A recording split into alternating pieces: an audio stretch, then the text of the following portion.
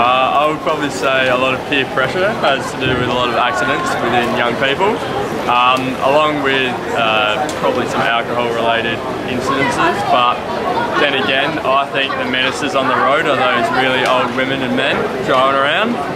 They just cut me off all the time, and it's really quite annoying. But you know, both to blame. I'd say peer pressure, mainly young boys. I think a lot of people are being injured and dying on the roads for lots of reasons. Alcohol becomes an issue, things like Twitter, Facebook accounts being available on the phone, people want to check those. Mobile phones, talking while driving. I believe that it's because dangerous driving. Basically, kids have the permission all of a sudden when they get their P license to go and do whatever they want, go wherever they want at whatever time. It's because first dream of a young kid is the motor car.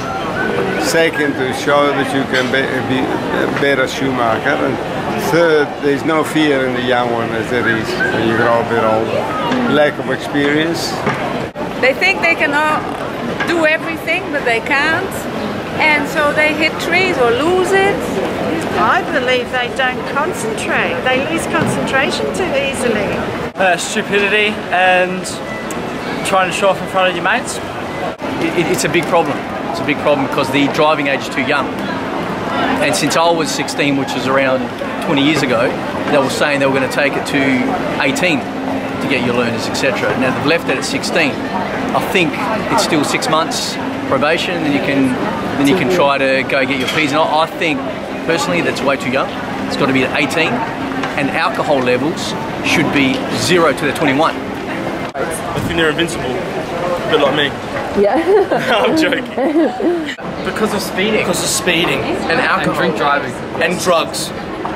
Probably too many people in the car after hours when they, when they go out and drink or have a party, they get a bit excited. So, I tend to think, maybe until they learn how to drive better, maybe just have, less in the car. Drink driving. Or speeding. I think it's a bit of like lack of experience with situations.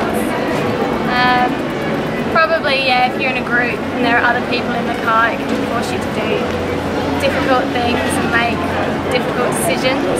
I guess we're kind of more risk takers as well. Yeah, when you're younger. So trying to just sort of push the boundaries a little bit. Possibly by putting more speed cameras around. So that, because I know people obviously aren't going to speed through cameras, so if they put more speed cameras, then people will stop speeding. I think if you had a, like a time limit after 8 o'clock, no more than, 2 in the car or something like that. Like a curfew. A curfew of some kind. Yeah, I think if that, especially the younger ones, maybe that might help.